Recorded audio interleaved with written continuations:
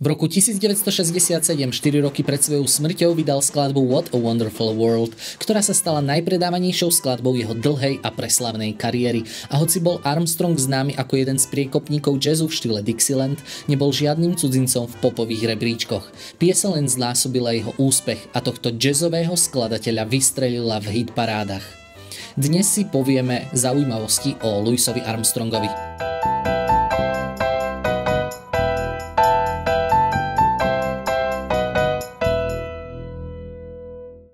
Hoci Armstrong tvrdil, že sa narodil v roku 1900, rôzne dokumenty, najmä záznam o krste, uvádzajú, že sa narodil 4. augusta 1901, aj keď o tomto dátume sa veľa diskutuje, pretože nie je možné ho reálne overiť. Celé jeho meno znie Louis Daniel Armstrong. Jeho rodičia boli Mary Estelle Mayan Albertová a William Armstrong. Mary Albert pochádzala z Booty v Louisiane a porodila doma, keď mala asi 16 rokov. O necelý rok a pol sa im narodila dcéra Beatrice. William, Louisov otec, rodinu krátko na to opustil. Louis Armstrong bol vychovávaný jeho babičkou až do veku 5 rokov, keď bol vrátený svojej matke. Svoju mladosť strávil v chudobe v drsnej štvrti známej ako The Battlefield. V 6 rokoch začal navštevovať Fix School for Boys, školu, ktorá prijímala čierne deti v rasovo segregovanom školskom systéme v New Orleans. Vyrastal v hroznej chudobe v New Orleans v Louisiane, keď bol jazz veľmi mladý hudobný žáner. Počas tohto obdobia žil Louis so svojou matkou a sestrou a pracoval pre Karnovských, rodinu litovských Židov v ich dome. Vtedy mal len 6 až 7 rokov. Armstrong píše o spievaní Russian Lullaby s rodinou Karnovských, keď ich malého syna Davida uložili do postele, a pripisuje rodine zásluhy, že ho naučili spievať od srdca. Vo svojich memoároch ďalej píše, že táto rodina bola tiež vystavená diskriminácii zo strany iných bielých ľudí, ktorí mali pocit, že sú lepší ako Židia, preto sa cítil, že s touto rodinou má veľa spoločného. Rodina Karnovských sa správali k Louisovi mimoriadne dobre. Vedeli, že žije bez otca. Krmili ho a vychovávali. Ako dieťa pracoval na príležitostných prácach a spieval v chlapčenskom kvartete. V roku 1913 bol poslaný do domova Colored Waves ako mladistvý delikvent. Bez povolenia si požičal zbraň svojho nevlastného otca, vystrelil do vzduchu a bol zatknutý 31. decembra 1912. Strávil noc na súde pre mladistvých v New Orleans. Potom bol nasledujúci deň odsúdený. Tam sa naučil hrať na kornet v domácej kapele a hranie hudby sa rýchlo stalo vášňou. V tínedžerskom veku sa naučil hudbu počúvaním vtedajších priekopníckych jazzových umelcov, vrátane popredného New Orleanského kornetistu Kinga Olivera. Krátko študoval riadenie lodnej dopravy na miestnej komunitnej škole, ale bol nútený skončiť, keď si nemohol dovoliť platiť školné. Pri predaji uhlia v Storeville počul krčovité kapely, skupiny, ktoré hrali hudbu z domácich predmetov. Počul ranné zvuky jazzu od kapiel, ktoré hrali v nevestincoch a tanečných sálach ako Pit Lalas, kde vystupoval King Oliver. Armstrong napredoval veľmi rýchlo, hral v pochodových a jazzových kapelách, stal sa dostatočne zručným, aby nahradil Olivera v dôležitej kapele Kid Ory okolo roku 1918 a začiatkom 20. rokov hral v tanečnej kapele Mississippi. Armstrong vystupoval v Louisiane, keď sa stretol s Daisy Parkerovou, miestnou prostitútkou, a začal si s ňou aféru ako klient. Niekoľkokrát sa vrátil do Gretny, aby ju navštívil. Našiel odvahu a čas, aby si zistil, kde býva, aby ju videl mimo práce. Tam zistil, že má manžela. Krátko po tomto fiasku odcestovala Parkerova do Armstrongovho domu. V ten večer sa ubytovali v hoteli Kida Greena. Na druhý deň 19. marca 1919 sa Armstrong a Parkerova zosobášili na radnici. Mladý pár si adoptoval 3-ročného chlapca Clarenca, ktorého matka, Armstrongova sesternica Flora, zomrela krátko po pôrode. Clarence Armstrong bol mentálne postihnutý v dôsledku zranenia hlavy v rannom veku a Armstrong strávil zvyšok svojho života starostlivosťou o neho. Jeho sláva začala v roku 1922, keď Oliver, ktorý vtedy viedol skupinu v Chicagu, poslal Armstronga hrať druhý kornet. Oliver Scroll Jazz Band bol vrcholom radného kontrapunktického ansámblu New Orleans a jeho súčasťou boli vynikajúci hudobníci ako bratia Johnny a Baby Dodds a klaviristka Lil Hardin, ktorá sa za Armstronga vydala v roku 1924, rok po Armstrongovom prvom rozvode. Armstrong, povzbudený svojou manželkou, opustil Oliverovú skupinu, aby hľadal ďalšie možnosti, ako uspieť. Rok hral v New Yorku v skupine Fletchera Hendersona a na mnohých nahrávkach s ďalšími umelcami, než sa vrátil do Chicaga. Tam vytvoril svoje najdôležitejšie ranné diela a nahrávky Armstrong Hot 5 a Hot 7 z rokov 1925 až 28, na ktorých sa objavil ako prvý veľký jazzový solista. V tom čase súbor v New Orleans, ktorý umožňoval len málo solových príležitostí, už nedokázal udržať jeho výbušnú kreativitu. V tom čase Armstrong hral na trúbku a jeho technika bola lepšia ako u všetkých jeho konkurentov. Celkovo jeho nesmierne brilantná technika, jeho sofistikovaný, odvážny zmysel pre harmóniu, zafarbenie, dar vytvárať vitálne melódie, dramatický, často zložitý zmysel pre solovú hru a jeho obrovská hudobná energia a genialita urobili z týchto nahrávok zásadné inovácie v jazze. Armstrong v roku 1929, keď sa presťahoval z Chicaga do New Yorku a účinkoval v Hot Chocolates, absolvoval turné po Amerike a Európe ako solista na trúbku v sprievode veľkých kapiel niekoľko rokov až do roku 1935.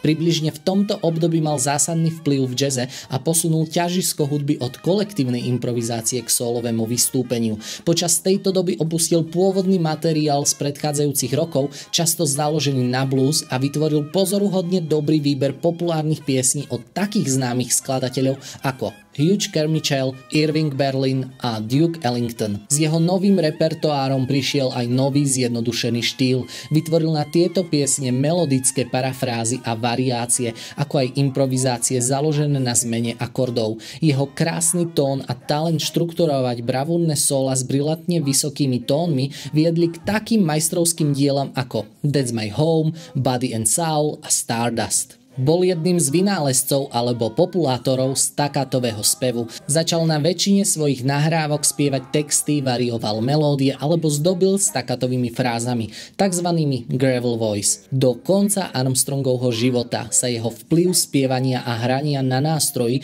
rozšíril do všeobecnej populárnej hudby. Armstrong bol jedným z prvých populárnych afroamerických zabávačov, ktorí si prešli k širokej popularite u bieleho a medzinárodného publika. Hoci jeho vlastné kapely zvyčajne hrali v konzervatívnejšom štýle, Armstrong mal dominantný vplyv na swingovú éru, keď sa väčšina trúbkarov pokúšala napodobniť jeho sklon k dramatickej štruktúre melódií alebo technickej virtuozite.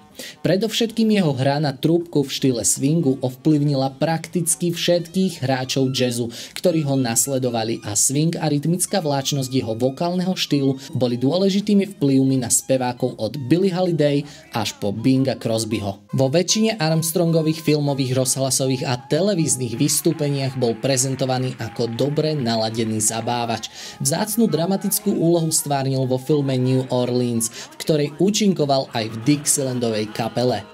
Tento film podnietil u Armstronga vznik Dixieland kapely s názvom All Stars. Väčšinu zvyšku svojho života cestoval po svete s touto kapelou, takmer nepretržitým turné. Bolo to obdobie jeho najväčšej popularity.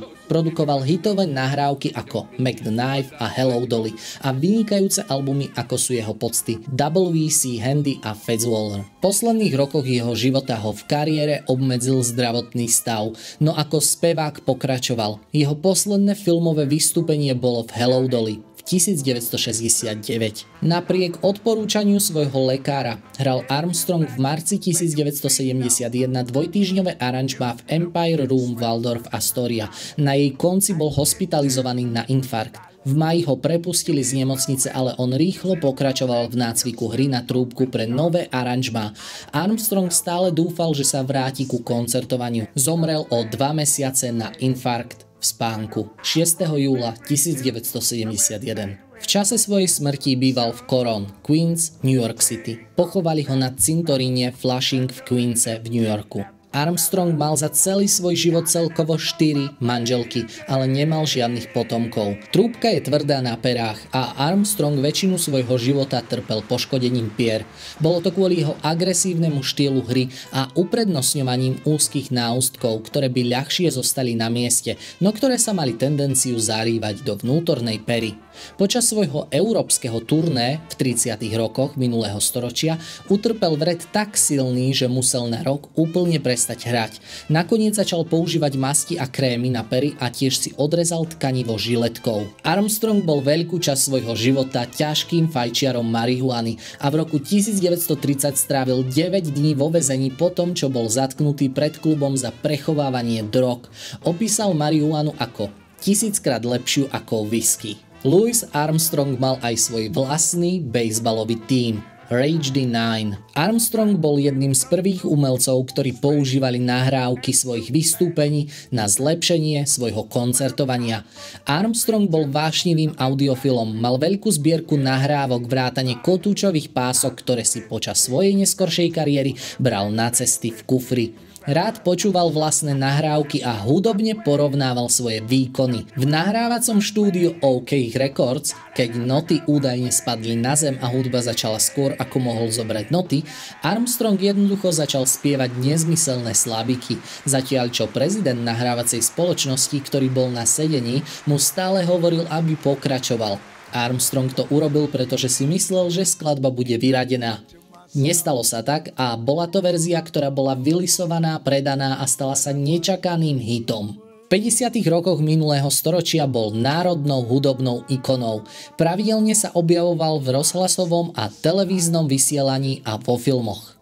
Jeho kariéra trvala 5-10 ročí a niekoľko období v histórii jazzu. Získal množstvo ocenení vrátane ceny Grammy za najlepší mužský vokálny výkon v Hello Dolly v roku 1965, ako aj posmrtné víťazstvo v cene Grammy za celoživotné dielo v roku 1972 a uvedenie do R&B Hall of Fame v roku 2017. Armstrong mal najväčší vplyv na vývoj samotného jazzu, ktorý bol na začiatku jeho kariéry všeobecne považovaný za niečo viac ako novinku. Vďaka svojej veľkej citlivosti, technike a schopnosti vyjadrovať emócie, Armstrong nielen zaistil prežitie jazzu, ale viedol k jeho rozvoju do výtvarného umenia. Aj toto boli zaujímavosti a niečo zo života tohto slávneho hudobníka, ktorý ovplyvnil nielen jazz, ale celý svet. Dole máte ikonku like a odber, na ktoré určite nezabudnite kliknúť, nech vám ďalšie videá neuniknú. Choďte si vypočuť niečo od tohto geniálneho umelca a ja vám prajem pekný zvyšok dňa a do počutia.